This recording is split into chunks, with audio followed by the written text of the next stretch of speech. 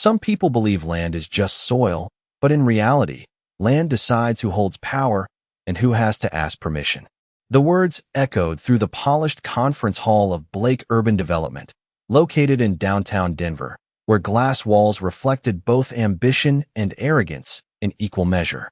Inside, executives in tailored suits sat around a long table reviewing expansion maps projected onto a digital screen, marking rural zones for acquisition and redevelopment. At the center of the discussion stood Catherine Blake, the chief executive officer, composed, confident, and fully aligned with the company's aggressive growth strategy. Her focus was clear: expand the project boundary, secure rural territories, and convert underdeveloped land into high-value commercial infrastructure.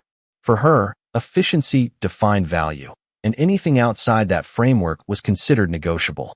Across the table, a large map highlighted a specific parcel of farmland on the outskirts of the proposed development zone. Catherine glanced at it briefly before dismissing it as a low-priority rural segment, the kind of property typically absorbed without resistance. At that moment, one of her advisors noted that the land was registered under private ownership and had not responded positively to preliminary acquisition inquiries. Catherine responded with a calm but dismissive remark, indicating that most independent landowners eventually accepted corporate offers once they understood market value. The meeting continued with technical discussions about zoning permissions, infrastructure integration, and projected returns on investment, while the rural property remained a small point on a much larger strategic plan. Meanwhile, far from the glass towers of the city, Daniel Harper stood on his farmland as the morning light stretched across open fields. He was a single father managing his property alone, maintaining the soil, equipment, and seasonal planning with steady discipline. His life was structured not by corporate deadlines, but by weather patterns, crop cycles, and the responsibility of raising his child in a quiet rural environment. The land was not simply property to him. It was continuity, memory, and survival. Back in the city, Catherine finalized the acquisition briefing and authorized a formal outreach attempt to the remaining landowners in the expansion corridor. The tone of the directive was precise and business-oriented, reflecting confidence in a system she believed would naturally align under corporate pressure. No emotional weight was assigned to the individuals involved, only to the outcome of securing the necessary territory. As the meeting concluded and executives dispersed into separate strategic departments, Catherine briefly reviewed the farmland section again on her tablet, still viewing it as a minor administrative step within a much larger development vision. At that exact moment, without either side fully realizing it, a silent dependency had already begun forming between a powerful corporation and a single piece of land that had not yet agreed to be moved.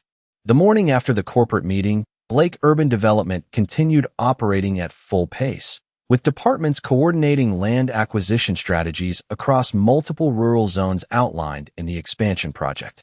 Inside the executive headquarters, Catherine Blake moved through her schedule with controlled efficiency, reviewing updated reports from the Land Acquisition Division and confirming outreach progress to property owners within the targeted development corridor.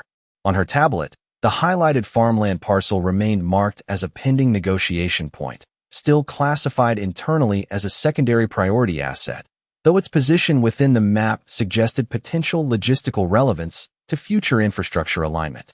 Catherine briefly scanned the file, noting that initial contact attempts had received no favorable response, but she did not assign concern to the delay, assuming that rural landowners typically required extended negotiation cycles before aligning with corporate valuation standards.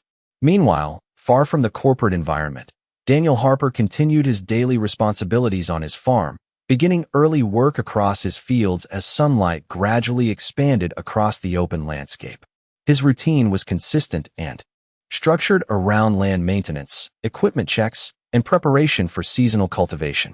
The land itself was not viewed by him as an asset to be exchanged, but as a long-term commitment tied to his livelihood and his role as a single father managing both family and property responsibilities. At the same time, within the corporate headquarters, Catherine convened a brief internal review with her strategic planning team to assess the feasibility timeline for rural integration across the expansion zone. The discussion remained focused on efficiency metrics, cost projections, and land consolidation patterns, with particular attention given to ensuring uninterrupted continuity between urban infrastructure and newly proposed development segments.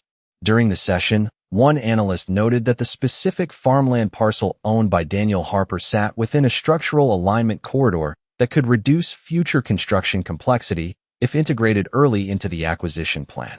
Catherine acknowledged the observation but maintained her position that standard acquisition protocols would resolve the matter without deviation from projected timelines.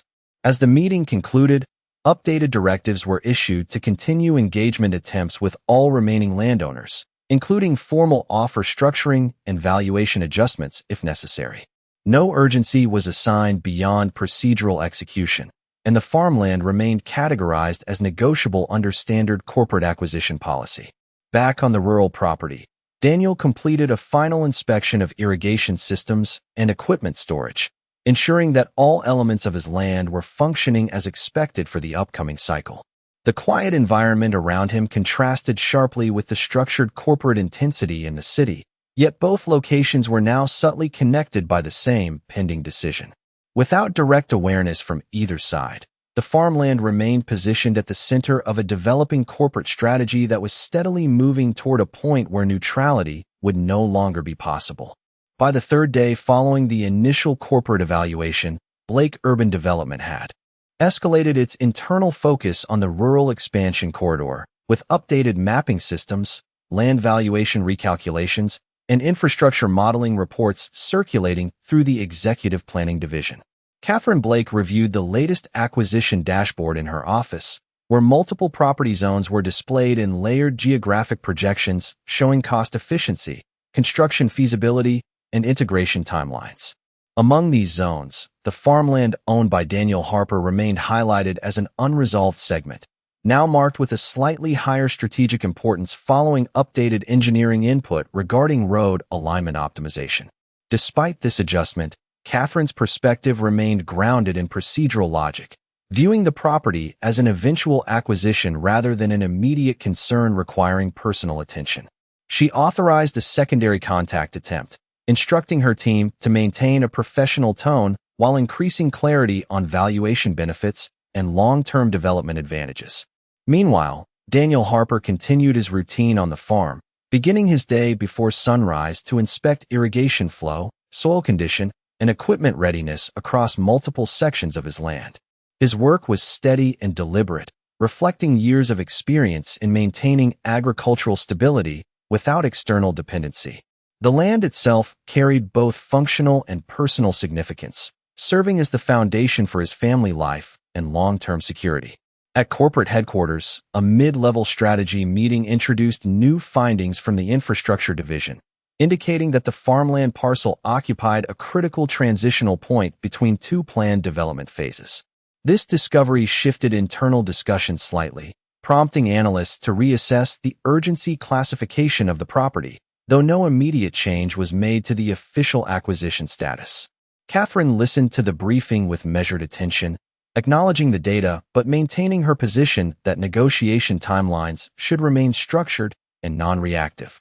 She emphasized that consistent corporate procedure would eventually lead to acquisition alignment without requiring escalation. Later that afternoon, a formal communication package was prepared and sent to Daniel Harper, containing a revised offer structure along with detailed explanations of projected development benefits and financial valuation models.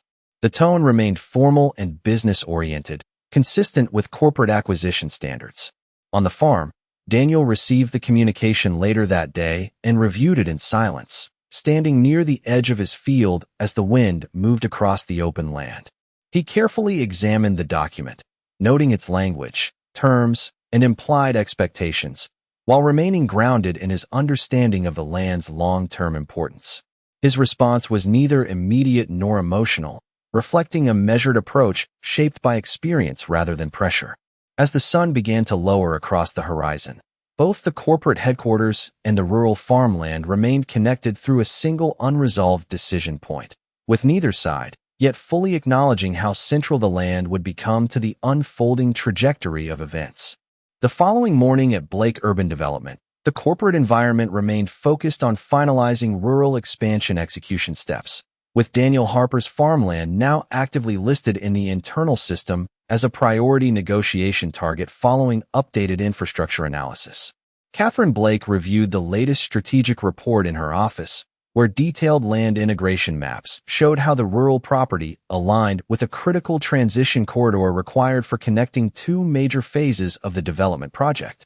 The updated assessment indicated that without securing this specific parcel, the efficiency of the broader expansion plan would be significantly reduced, introducing potential delays in construction sequencing and logistical alignment. Despite this new information, Catherine maintained a controlled and procedural approach, instructing her team to continue standard acquisition engagement rather than initiating any escalated measures. The communication sent to Daniel Harper had been acknowledged, but not yet formally accepted, and the negotiation status remained open within the system.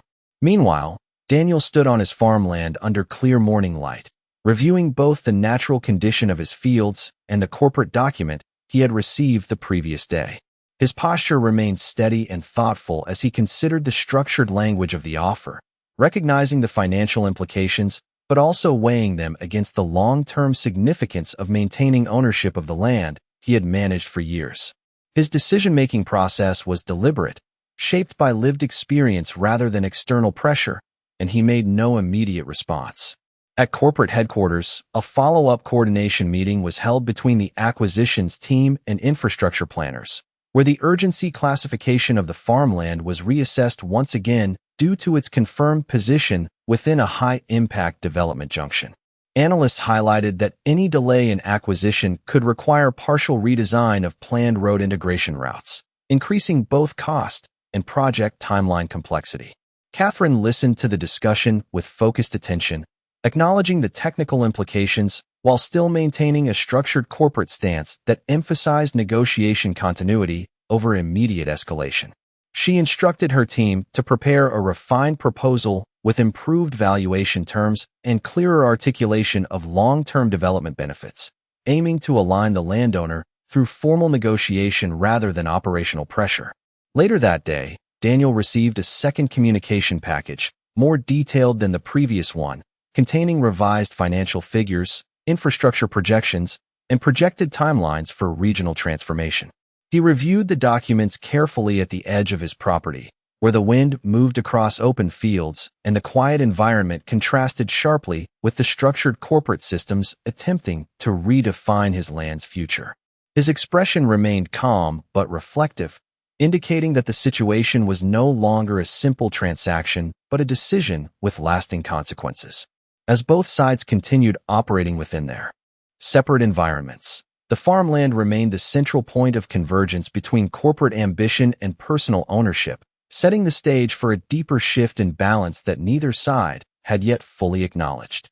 At Blake Urban Development Headquarters, the corporate acquisition process surrounding Daniel Harper's farmland had now entered a more analytically intense phase, with updated infrastructure modeling confirming the property as a critical structural connector between two major development corridors.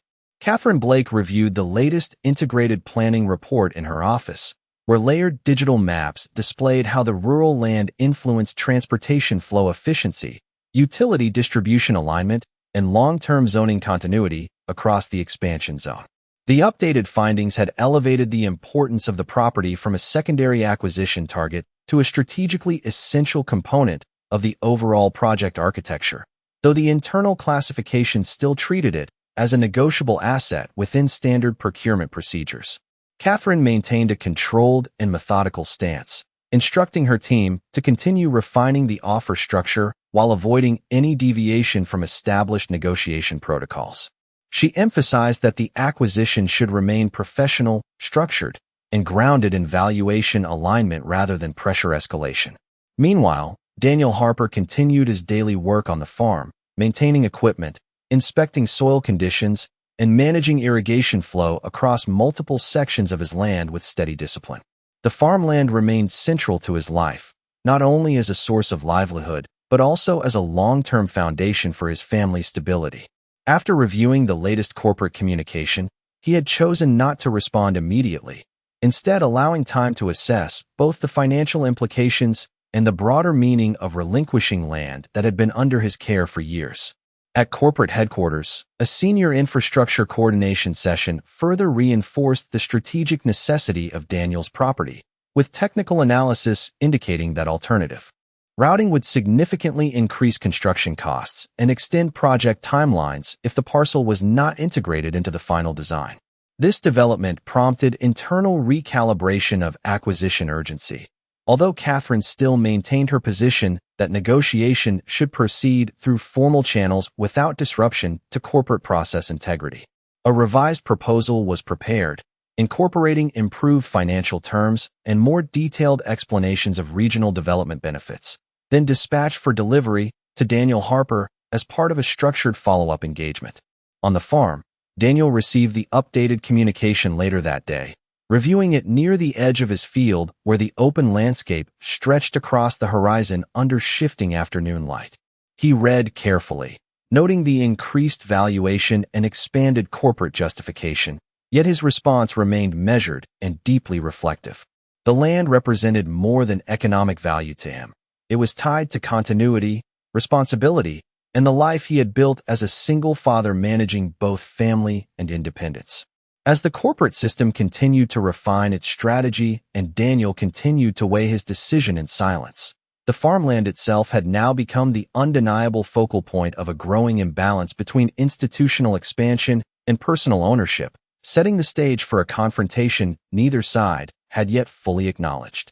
At Blake Urban Development Headquarters, the corporate decision-making process surrounding Daniel Harper's farmland had now reached a critical analytical stage, with multiple departments converging on a unified assessment of the property's role within the broader expansion architecture. Catherine Blake reviewed the latest consolidated report in her office, where high-resolution land mapping systems displayed how the rural parcel functioned as a structural link between two major infrastructure zones, directly influencing transportation continuity, utility distribution efficiency, and long-term zoning stability across the entire project. The updated analysis confirmed that without integrating this specific farmland, the development plan would require significant redesign, resulting in increased costs and extended construction timelines. Despite this, Catherine maintained a controlled and procedural approach, reinforcing that all acquisition activities must remain within formal negotiation frameworks rather than reactive escalation. She authorized her team to prepare a final revised offer package with enhanced valuation terms and expanded development projections, intended to present the strongest possible case for voluntary agreement from the landowner. Meanwhile, Daniel Harper continued his life on the farm with steady discipline, working through daily maintenance tasks across his land while simultaneously reflecting on the corporate proposals he had received. His decisions were grounded in long-term responsibility rather than immediate financial incentive, shaped by his role as a single father and land caretaker who understood the practical and emotional value of what he owned. The farmland itself remained unchanged in its physical state, yet its significance had shifted dramatically within external systems now attempting to redefine its purpose. Later that day, the final corporate proposal was delivered to Daniel, containing refined financial terms, expanded infrastructure forecasts, and detailed explanations of regional transformation benefits tied directly to the integration of his property. He reviewed the document at the edge of his field, standing in quiet observation as wind moved across open rows of cultivated land. His expression remained composed, but the weight of the decision had clearly intensified, as the document now represented not just an offer, but a turning point in how external forces viewed his land.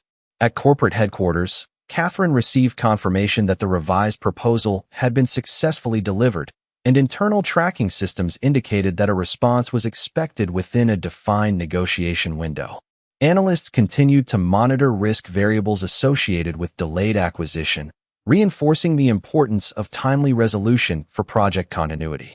Catherine acknowledged the updates but remained composed, maintaining confidence and structured negotiation as the appropriate method for achieving alignment.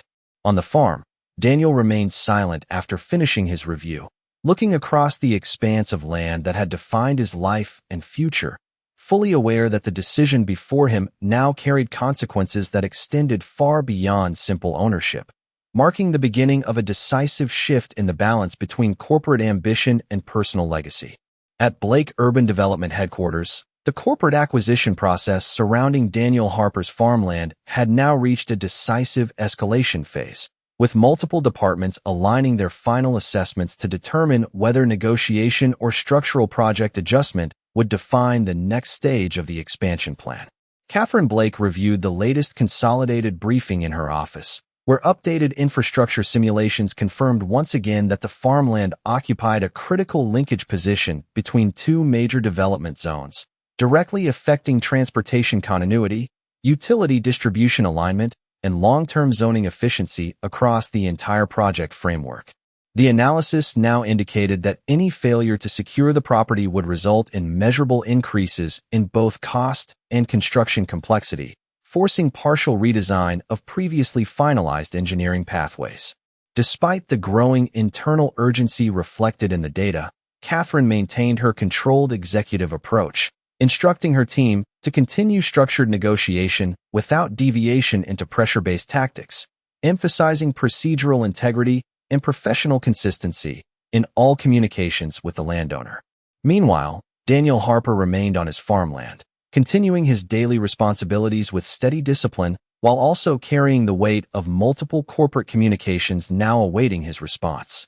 He stood at the edge of his fields during the late afternoon, observing the land that had shaped his entire life and provided stability for his family as a single father managing both personal and agricultural responsibility.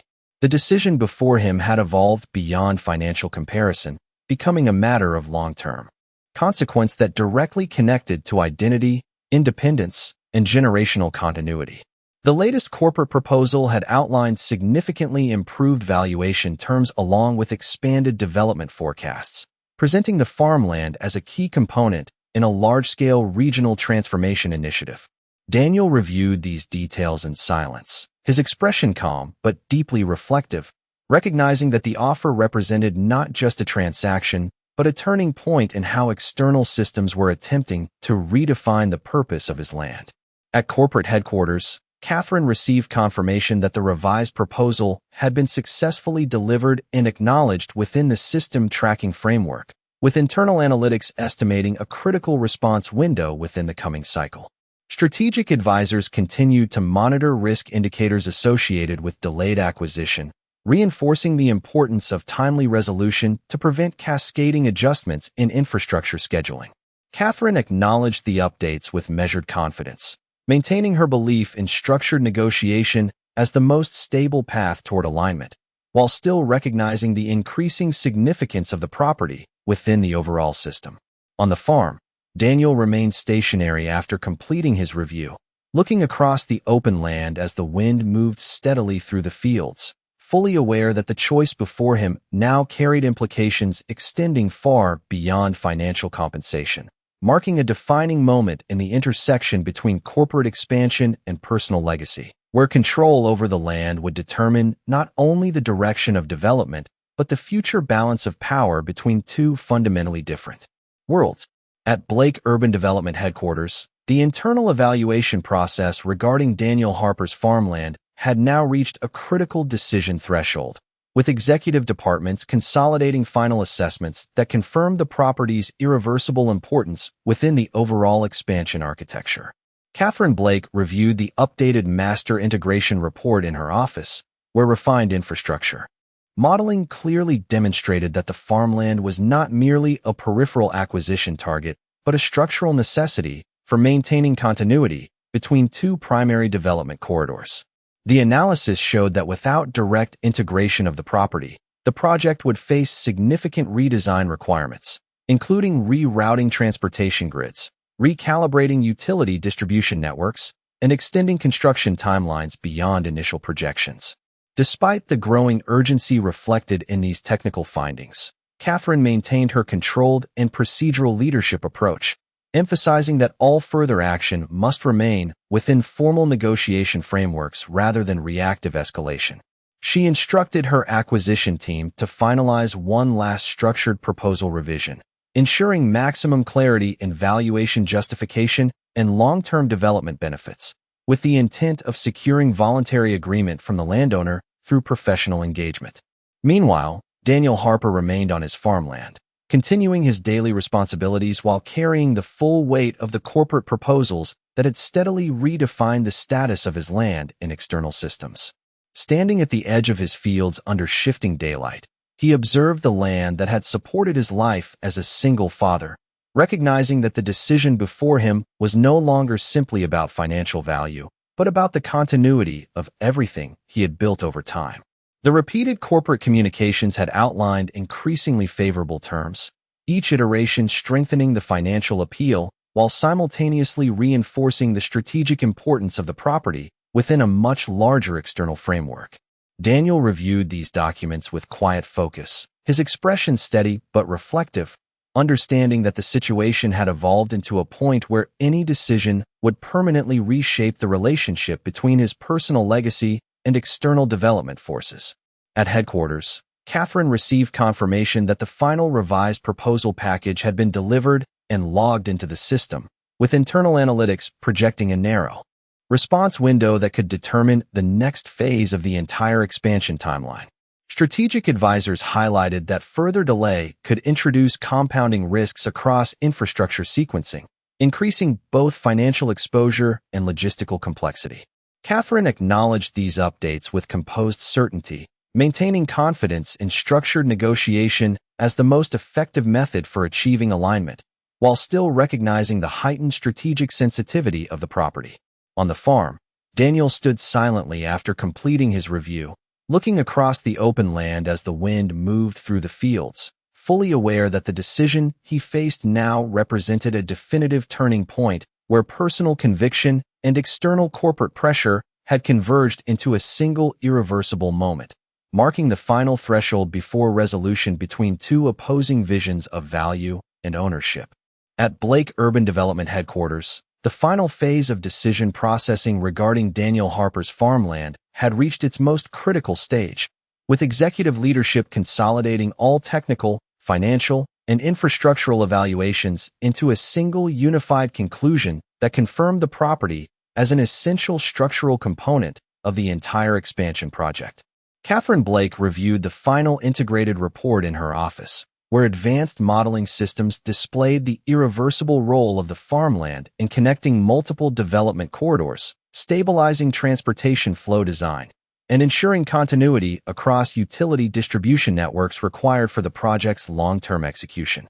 The data clearly indicated that without direct integration of Daniel Harper's land, the entire regional development plan would require extensive restructuring, introducing significant cost increases and timeline delays that could not be absorbed without strategic adjustment. Despite the undeniable weight of these findings, Catherine maintained her disciplined executive composure, reinforcing that all actions must remain within formal negotiation protocols and that no procedural boundaries should be crossed in pursuit of acquisition. She authorized the final communication package to be prepared and sent, containing the most comprehensive valuation terms, infrastructure integration forecasts, and long-term development benefits ever presented for a single property within the project. Meanwhile, Daniel Harper stood on his farmland as the day approached its final hours, holding the last set of corporate documents that had been delivered to him. The wind moved steadily across the open fields, and the land stretched before him with a quiet permanence that contrasted sharply with the structured urgency of the corporate world. He carefully reviewed the documents once more, fully aware that this was no longer a simple financial decision, but a defining point that would determine the future relationship between his life's work and the external forces attempting to reshape it. The repeated proposals had evolved from standard offers into increasingly strategic requests, each iteration revealing more clearly how central his land had become to the broader development system. Daniel's expression remained calm, but deeply contemplative as he considered not only the economic implications, but also the personal legacy tied to the land he had maintained as a single father responsible for both family and survival. At corporate headquarters, Catherine received confirmation that the final communication had been delivered and formally registered within the acquisition tracking system, triggering a high-priority monitoring status across multiple departments responsible for infrastructure planning and financial forecasting. Internal reports indicated that the response from Daniel Harper would determine the immediate trajectory of the entire expansion timeline, with significant operational consequences tied to either acceptance or refusal. Catherine acknowledged the situation with composed authority, maintaining confidence in the structured negotiation process while recognizing the strategic sensitivity of the moment. On the farm, Daniel remained still after completing his review, standing at the boundary of his fields as daylight faded into evening, fully aware that the decision before him represented the final intersection between two fundamentally different visions of value, where one side measured progress in expansion and efficiency, and the other measured it in continuity, responsibility, and the enduring meaning of land that had never been simply for sale. Thank you for watching. Subscribe for more stories of courage, kindness, and second chances, because the people the world overlooks often leave the greatest impact.